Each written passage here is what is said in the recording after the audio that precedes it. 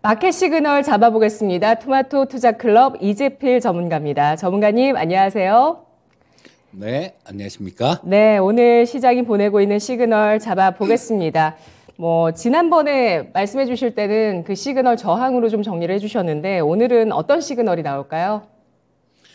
네, 일단 코스피 시장의 움직임부터 간략하게 살펴보면요.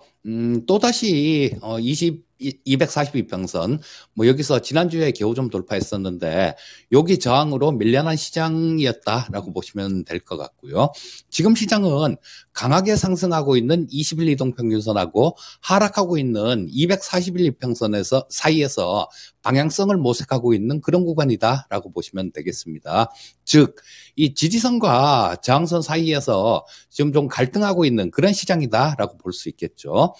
자, 지금 오늘 일단 파월 의장의 대담이 있었죠. 자, 여기서 이 파월 의장에 대한 불확실성, 이런 것들이 좀 제거가 되면서 오늘 시장은 242평선을 재차 또 돌파 시도할 가능성이 높아 보이고요. 자, 그런데 242평선이 돌파가 나오더라도 밸류에이션 부담도 좀 존재를 하고요. 그 위에 또 전고점 그리고 주봉상 60지평선 이런 저항선들이 좀 존재하는 그런 구간입니다. 따라서 일단 좀 더 좋은 그런 모습을 보여주려면 2500포인트를 강하게 돌파하는 그런 모습이 좀 필요하겠다라는 생각입니다. 자, 지금 전 세계 시장이 주목하던 부분들이 미국의 고용지표가 상당히 좀 호조되는 그런 모습이 나왔는데요. 자, 1월 달에 비농업 일자리 수가 원래 예상치는 18만 5천 건이었는데 이게 51만 7천 건이나 증가하는 모습이었죠. 자, 그래서 이렇게 굉장히 좋은 지표인데 요게 고용지표 호조가 매파 연준에 대한 우려로 연결이 되면서 좀 부정적으로 해석되는 그런 부분이었죠. 근데 여기서 우리는 한 가지 좀 짚어봐야 될 그런 내용들이 있습니다. 자, 준비된 표를 좀 살펴보게 되면요. 1월 달은 이 계절 조정으로 인해서 원래 예상치하고 상당한 괴리를 보이는 게 경우가 굉장히 많습니다. 자, 우측에 보시게 되면 제가 사이트에서 나온 거 거기에다가 네모 박스를 표시를 했는데요. 2022년 1월 달, 2월 달에 발표된 거죠. 이때도 보게 되면 예상치가 15만 건 정도였었는데 실제 결과치는 46만 7천 건이 나왔습니다. 이번에 18만 5천 건이 예상됐는데 51만 7천 건이 나온 거하고 크게 차이가 없었다라는 거예요. 그리고 또 이 미국 경제 지표들 이런 것들을 살펴보실 때 조금 우리가 생각해서 봐야 되는 부분들이 있는데요. 이게 실제로 좀 발표된 거하고 나중에 수정되는 경우가 굉장히 많습니다. 마찬가지 우측에 보시게 되면 노란 점이 찍혀 있는 부분들이 보이실 텐데요. 이 부분이 실제로 발표된 거하고 나중에 수정된 거를 얘기를 하는 건데요. 작년의 경우에도 보면 10월 달에 발표된 9월 수치는 그대로 수정 없이 좀 확정이 됐지만요. 그 외에 11개, 12달 중에 11개월이 수정이 됐습니다. 그래서 이런 부분들도 좀 고지고대로 좀 믿을 건 아니고 나중에 좀 더 한 번 더 확인해보는 그런 게 좀 필요할 것 같아요. 자, 그리고 이제는 이 고용지표에 대한 파월 의장의 발언도 끝나고 그랬으니까 이 부분에 대해서는 시장은 그냥 잊어버릴 겁니다. 그래서 시장은 또다시 다른 데 관심을 가질 텐데요. 다음 주 화요일에 CPI 발표가 있죠. 자, 이쪽으로 시장의 관심은 옮겨질 것 같은데요.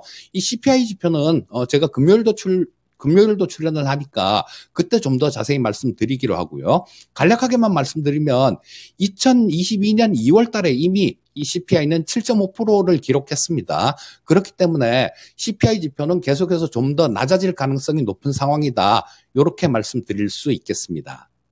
네, 이제는 CPI 지표가 둔화가 실질적으로 되는 것에 더해서 지난해 대비해서 낮아지는 지난해가 또 워낙 상승률이 높았기 때문에 이런 기저효과도 발생할 수 있는 가능성도 볼 수 있겠군요. 다음 주에는 CPI 지표 발표 앞두고 있습니다. 시장은 여기에 주목할 수밖에 없을 것이다. 고용 같은 경우는 1월에 늘 좀 이렇게 서프라이즈한 경향이 있었다는 점, 수정치도 잘 봐야 된다라는 의견 주셨는데요. 긴축에 대한 우려가 다시 한번 조금 간밤에 파월 연준 의장의 발언으로 낮아지는 측면에 있어서 오늘 우리 장이 저항선 돌파 시도를 할지도 잘 보자고 체크포인트 주셨습니다. 전체적인 미국장의 동향과 우리 파생시장 동향 짚어보면서 시장 움직임 알아볼까요? 예, 미국 시장부터 좀 살펴보게 되면 이 S&P 500 지수를 보면 시장 분위기를 그냥 확연하게 좀 알 수가 있죠. 장 초반에는 이 파월 의장의 발언 어떤 얘기를 할까 여기에 눈치를 보면서 계속 횡보하는 그런 모습을 보여줬습니다. 자, 그러다가 이 파월 의장이 발언을 시작하면서 굉장히 좀 변동성이 상당히 좀 크게 나타났는데요. 자, 이 파월 의장의 발언에 대해서는 잠시 후에 한 번 더 살펴보기로 하고요. 자, 뭐 일단 이런 부분들이 나중에 결과적으로는 뭐 긍정적인 그런 부분들, 물론 뭐 마이크로소프트 관련된 그런 재료도 있었습니다만 긍정적으로 좀 이렇게 반영이 되면서 좀 강한 모습이 나타났습니다. 따라서 일단 S&P 500 지수의 경우에도 마찬가지 지난주에 고점을 기록했었죠. 4,195포인트 정도를 고점으로 기록했는데요.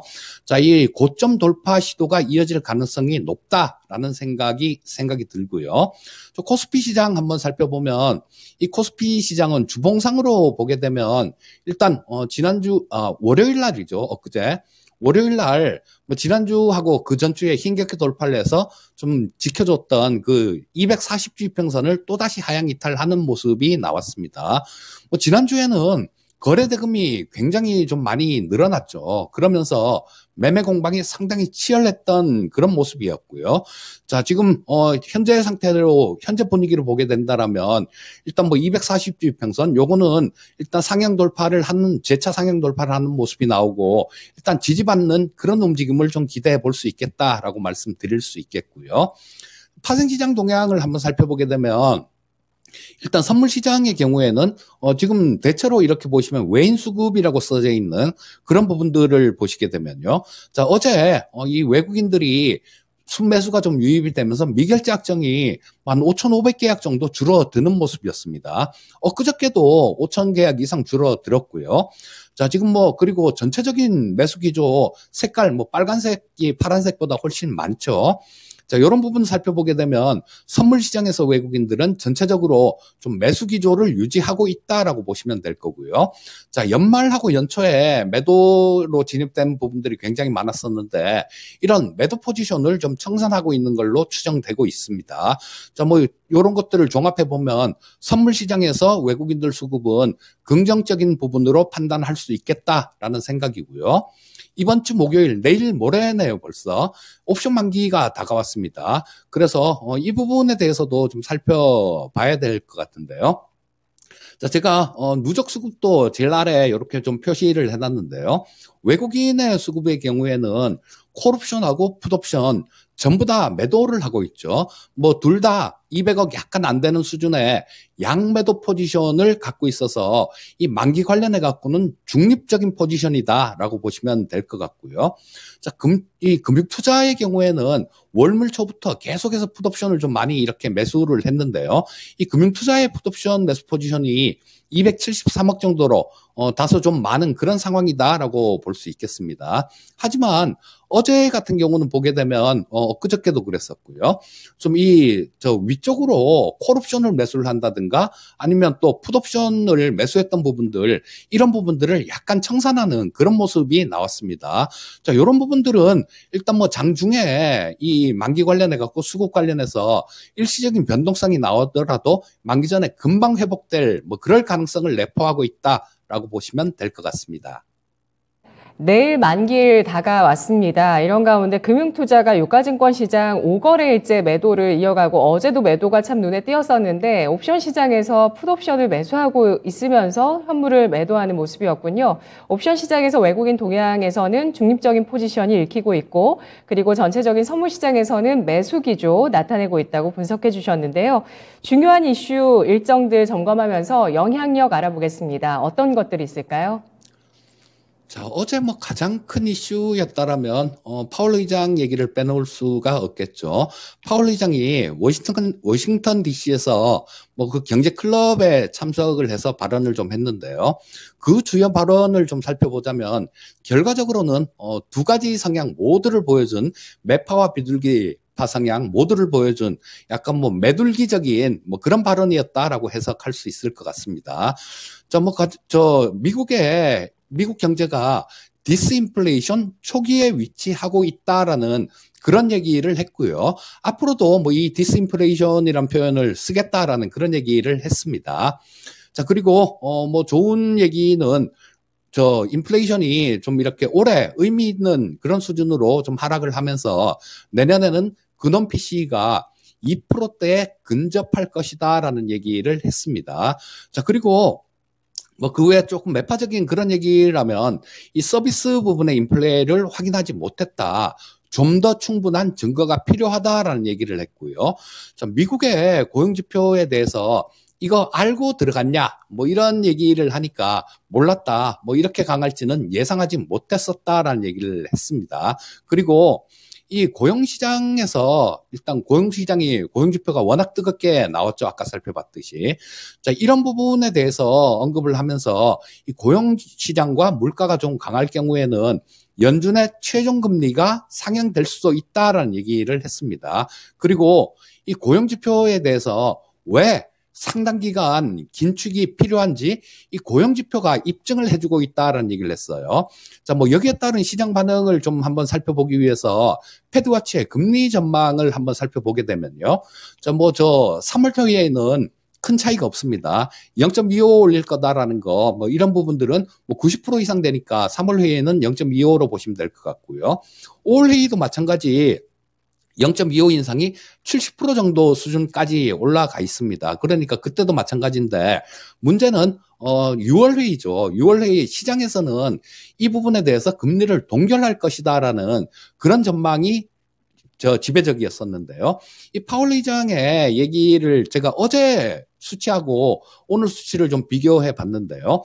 어제 수치보다는 이 오늘 수치가 조금 올릴 거다라는 게 약간 올라갔습니다. 6월 달에 금리 동결할 것이다라는 그런 전망치가 어제는 54.7%였었는데 오늘은 49.4%로 내려갔고요.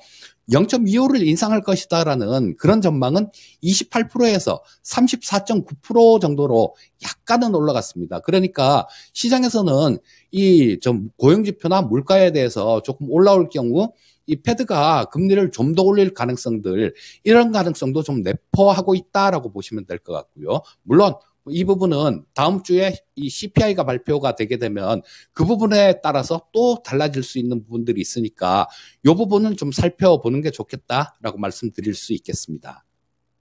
네, 역시나 이 고용지표, 이 가운데서 인플레이션이 발생할 수 있는 가능성이 충분히 있죠. 뭐 임금 부분을 잘 봐야 되는 것이고 서비스 인플레에 대해서도 좀 우려하고 있는 모습인데 시장 반응은 금리 인상 3월, 5월, 6월까지도 할 수 있다는 전망이 나오고 있습니다. 25bp씩 올리면 상단이 5.5까지 3번 올리면 그렇게 올라가게 되는데요. 그리고 지금 중국발 이슈 관련해서 우리 쪽에서도 좀 규제가 완화될지 여부도 주목되고 있죠. 예, 어제 7일 질병관리청에서 기자간담회가 있었는데요. 청장께서는 중국발 단기 비자가 이달 말까지로 제한됐었는데 요거를 조기에 해제하는 방안을 검토 중이다라는 얘기를 했습니다. 그러면서 이유는 중국의 여러 경로로 확인한 바에 따르면 상당히 중국의 코로나가 안정세 그리고 감소세로 돌아선 게 확실해 보인다라는 얘기를 했고요. 코로나 대유행이 종료 단계에 임박했다라는 얘기도 덧붙였습니다. 또 거기에 미국은 5월 11일을 기점으로 공중보건 비상사태가 종료될 거다. 종료 예정이다 이런 얘기도 했고요. 다만 이 중국발 입국자 PCR 검사 의무는 이달 말까지 유지할 것이다라는 얘기를 했습니다. 이런 부분들은 이 중국 보복 관련된 우려감들 이런 것들이 차츰 감소될 가능성을 내포하고 있다. 이렇게 보시면 좋을 것 같습니다. 이달 말까지 있을 중국 단기비자 발급 제한 조치가 조기에 종료될 가능성 보고 있습니다. 마지막으로 오늘 장 놓치지 말아야 할 마켓 시그널 뭐가 있을까요? 예, 최근에 코스피 시장 대비해서 코스닥 시장의 선전이 굉장히 돋보이는 그런 모습입니다. 좀 코스닥 시장의 경우에는 지난번에도 좀 말씀드렸습니다만 790포인트 정도까지는 특별한 저항선이 없는 상태예요. 그래서 일단 뭐 지수보다는 개별 종목에 좀 집중하는 그런 전략이 좋겠다라고 말씀드릴 수 있을 것 같고요. 오늘 아침에 끝난 미국 시장을 강하게 끌어올린 것도 마이크로소프트가 빙이나 뭐 애저 같은 데다가 챗GPT를 적용한다라는 뭐 그런 발표 때문에 상당히 좀 강했는데요. 이 AI 열풍이 계속 이렇게 이어지고 있는 모습입니다. 자, 그런데 이 종목들 중에 이미 급등한 종목들, 그런 종목을 쫓아 들어가는 거는 급등한 거보다는 급등할 종목을 찾는 게 이게 투자의 기본이다라는 생각이고요. 자, 지금 우리나라에서도 이슈가 될 만한 부분 아직 반영이 안 된 부분들이 좀 있는데요. 이 챗GPT 돌풍 때문에 사이버 보안 업체 센즈랩이라는 회사가 있는데요. 이 회사가 공모 청약을 했는데 뭐 대박이다라고 표현할 정도로 4조 원 이상을 자금을 이렇게 끌어들이면서 상당히 흥행에 성공을 했는데요. 요게 사이버 보안업체라는 말씀을 드렸죠. 근데 2월 15일 날 상장 예정입니다. 이 보안업체들 같은 경우는 지금 거의 움직인 게 없어요. 따라서 이 사이버 보안업체에 관심을 갖는 게 좋겠다라는 생각인데, 뭐 대표적인 종목으로는 실적 대비해서 상당히 저평가된 매력도 있고요. AI 관제센터 플랫폼을 통해서 이 관제 서비스 경쟁력을 강화 중인 윈스 같은 종목이 대표적이다. 이렇게 말씀드릴 수 있겠습니다. 네, 알겠습니다. 분석 잘 들었습니다. 예, 감사합니다. 네, 고맙습니다. 챗 GPT발 경쟁이 가속화되고 있습니다. AI 관련해서도 AI 분야도 굉장히 여러 가지가 있고요. 그리고 그 가운데서 모든 것을 포괄할 수 있는 이 보안 섹터가 큰 움직임을 보이지 않았다는 점, 또 2월 중에 센즈랩의 상장 주목하고 있습니다. 윈스 관심주로 꼽아주셨네요. 마켓 시그널이었습니다.